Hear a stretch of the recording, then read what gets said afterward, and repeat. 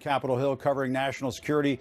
They're all talking to their sources, and we're all hearing basically one thing, that Rick Grinnell, the current U.S. ambassador to Germany, who's going to be the acting director of national intelligence, may start as soon as tomorrow, was a fierce loyalist, is a fierce loyalist of the president, and is expected to behave as such in this capacity, even though the director of national intelligence position was created in the aftermath of 9/11 to be sort of an apolitical position.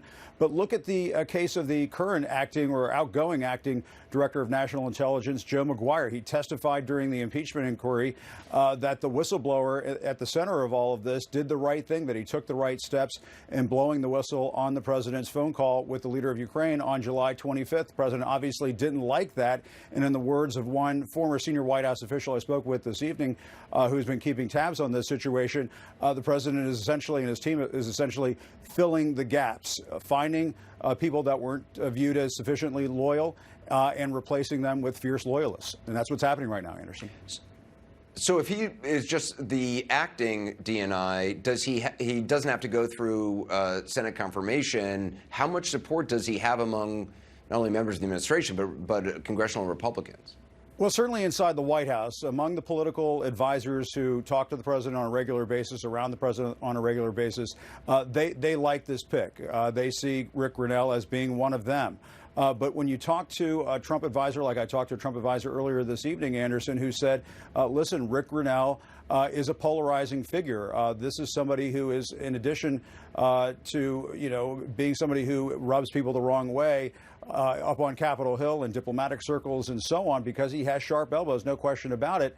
According to this one Trump advisor I spoke with earlier this evening, he is viewed as being kind of out of his league when it comes to this position of being the director of national intelligence. I talked to a senior Republican congressional aide just a short while ago who questioned whether or not Rick Grinnell could actually be confirmed as the permanent director of national intelligence, and said to me earlier this evening, Anderson, that this pick is obviously not going to go over well with some members of national security committees, related committees up on Capitol Hill. So it remains to be seen how well this pick does. I talked to a congressional aide earlier this evening who's compared this to what happened with John Ratcliffe. Remember, John Ratcliffe was picked, the congressman from Texas was picked to replace McGuire and Dan Coats over the summer, the former director of national intelligence. And when it was found that Ratcliffe had exaggerated some of his bona fides, his nomination was pulled.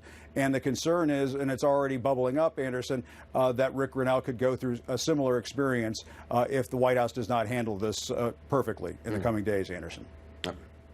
All right, Jim Acosta. Jim, thanks for some perspective on the Grinnell appointment and why it is polarizing. Take a look at the prior intelligence and leadership experience of the men who have held that same position under President Trump. The current acting director, Joseph Maguire, is a Navy vice admiral and former director of the National Counterterrorism Center. Indiana Senator Dan Coats served on the Intelligence Committee. And here's the experience level of some of those who held the same job since the agency was created in the wake of the 9/11 attacks. James Clapper, an Air Force Lieutenant General, ran the Defense Intelligence Agency. Dennis Blair was head of the Navy's Pacific Command. In each case, people steeped in either in the intelligence community itself or in roles overseeing it. Some perspective now from former Republican presidential candidate and Pennsylvania Senator Rick Santorum. He's a CNN senior political commentator, also CNN legal analyst Carrie Cordero, who served as Senior Associate General Counsel at the Office of the Director of National Intelligence. So, Carrie, first of all, is Ambassador Grinnell qualified to be Acting Director of National Intelligence? He's not, Anderson. This is a pretty outrageous appointment as acting DNI. If we look at the 5 Senate-confirmed individuals who served as Director of National Intelligence, they had decades of intelligence, military, or diplomatic experience, some of those different characteristics combined. They were individuals who were extremely knowledgeable about the intelligence community. You know, the intelligence community is a $60 billion plus enterprise. It's not something that one just picks up as you go along on the job.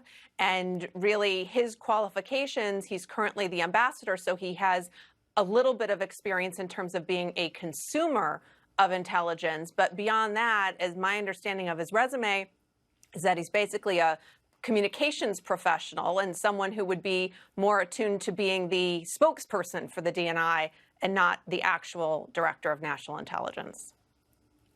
Senator Santorum, is that fair? I mean, if you were in the Senate, would you be comfortable with the appointment, even on an acting basis? Look, well, first off, if on an acting basis, I don't have any say in whether the president keeps someone there on an acting basis, because there's no confirmation. And that very well may be what the president has in mind, is just to have someone who's in that position, who has his back in many respects. But would you be comfortable with him being the DNI? Look, I have concerns about his qualifications. I don't think anyone can look at his qualifications and say, well, he's clearly, the most qualified person for this job. The question is, what's he trying to accomplish for Donald Trump? And what he's trying to accomplish for Donald Trump, I think, is a couple of things. Number one, I think he's going to be a disruptive force, and he's going to be a disruptive force at a time when the president feels like there are people in and around who have not had his back and not been fair to him. Not had his back. That's not fair. Have not been fair to him. And so I think you're going to see Grinnell be disruptive. Having said that, the DNI was a position. I remember voting on the law that created the DNI. The DNI was created because we had lots of intelligence that was not being shared among agencies, and this was the guy who was going to sit on top and bring everything together. I'm not sure that that's actually what's happened, but that's really what the role is to help coordinate intelligence. And I'm not sure, if you look at this guy's resume, his ability to sort of work with other people and bring things together and coordinate, I'm not sure that's his strongest asset. Yeah, Kerry, I mean, if he is a disruptor, and by all accounts that I think Senator Santorum is right about that, that is not the job description necessarily of somebody who brings people together and coordinating intelligence. It's not. The Director of National Intelligence sits atop the other 16 intelligence community agencies and elements, and the director coordinates the budget and coordinates policy. He's not responsible for the actual operational activities. And so much of the role of the DNI, and certainly the DNI that I worked for in the last decade, was coordinating those other agency heads and getting people to come along with ideas and ways to move the intelligence community forward.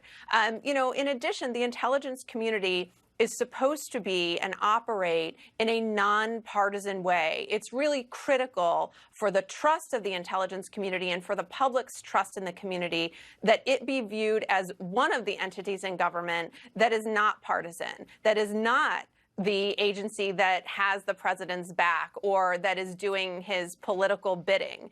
And to put a person in place who does not have the qualifications, does not have the experience, and is known as a politically polarizing figure is deeply unfair to the workforce. Cuomo Primetime, next on CNN. Let's check with Chris, see what he's working on for Cuomo Primetime. Chris? How you doing, Coop? All this talk about what's going to happen with the Stone case. Obviously, there'll be a sentence tomorrow. It'll be delayed. But we have one of the jurors from that trial with his first reaction to the president basically saying they didn't do their civic duty. Then we have one of the president's big defenders on Capitol Hill coming on to say how these pardons and what just happened with the director of national intelligence is okay for this country. We'll take it on tonight. All right, Chris, see you then. Just a couple minutes from now. Just ahead, Bill Barr's relationship with Donald Trump may be tested again when Roger Stone is sentenced tomorrow, as Chris just mentioned. We'll have more on that when 360 continues.